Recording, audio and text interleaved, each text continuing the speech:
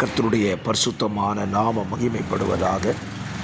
ஆசீர்வாதமான ஒரு நல்ல கால வேளையிலையும் அனுதின மன்னா என்கிற வேத தியானத்தினால் உங்களை சந்திப்பதில் மிகுந்த சந்தோஷம்.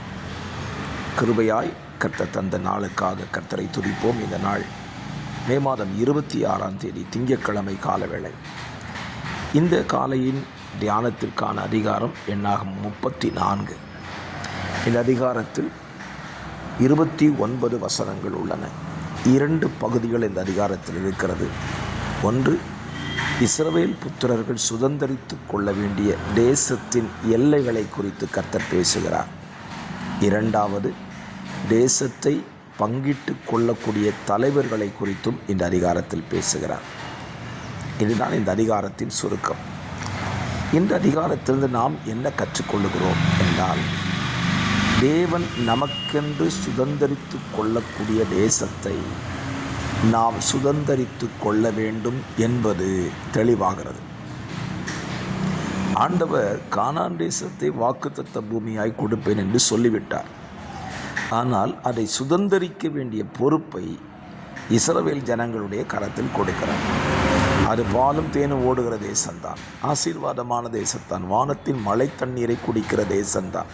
ஆனால் அந்த தேசத்தை ஏற்கனவே ஒரு குடிகள் ஆக்கிரமித்து வைத்திருக்கிறார்கள். அவர்கள்தான் அதை சபதரித்தவர்கள். ஆண்டவர் சொன்னார், இதைத்தான் உனக்கு வாக்குத்தத்த பூமியாக கொடுக்குறேன், சுதந்தரித்து கொள்ள வேண்டிய தேசமாக கொடுக்குறேன்னு சொன்னார். நம்ம என்ன நினைப்போம், ஆண்டவர் கொடுக்குறேன்னு சொல்லிட்டார்ல, அப்போ நம்ம போய் எடுத்துக்க வேண்டியதானேன்னு சொல்லி. ஆனால் எடுத்துக்கிறதுக்கு முன்னால் ஒரு காரியத்தை நம்ம சிந்திக்கணும். நமக்கு தேவன் கொடுத்த வாக்குத்தத்த பூமியை சுதந்தரித்து கொள்வதற்கு அதை ஏற்கனவே கையாண்டு கொண்டிருக்கிறவர்களை துரத்துவிட்டு தான் நாம் சுதந்தரித்து கொள்ள முடியும். கானானியருடைய 7 ஜாதிகள் அங்கு இருக்கிறது. இந்த கானானியர் யார்?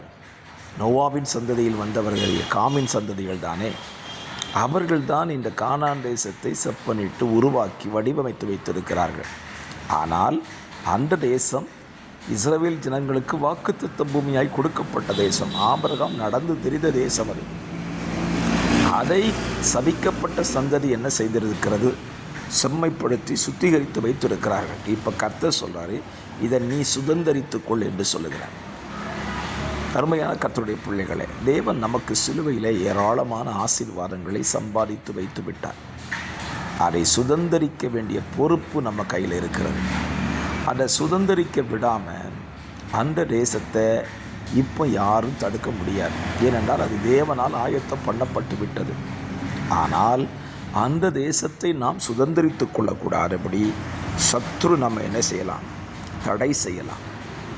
அவனை மேற்கொண்டு நமக்கு தேவன் தந்த வாக்குத்தத்த தேசத்தை நாம் என்ன செய்ய வேண்டும்? சுதந்தரித்து கொள்ள நாம் காரியங்களை முன்னெடுக்க வேண்டும்.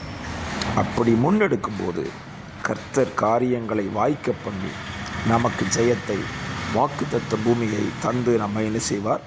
ஆசீர்வதிப்பார். ஆகவே உங்களுக்கென்று தேவன் சுதந்தரிக்க கொடுத்த தேசத்தை சுதந்தரித்து கொள்வதற்கு எழுந்து தீவிரப்படுங்கள்.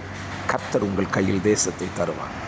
பரிசுத்த பிதாவே, இந்த காலவெளியில் தந்த நல்ல தியானத்தின்படியே நாங்கள் சுதந்தரிக்க வேண்டிய ஆசீர்வாதத்தை எழுந்து சுதந்தரித்து கொள்வதற்கு கர்த்தர் உதவி செய்யும். இரட்சகராம் இயேசுவின் நாமத்தில் உடைய பிள்ளைகளை இந்த வசனத்தினால் வாழ்த்தி ஆசீர்வதிக்கிறேன். ஜெபம் கேளும் பிதாவே. ஆமென், ஆமென்.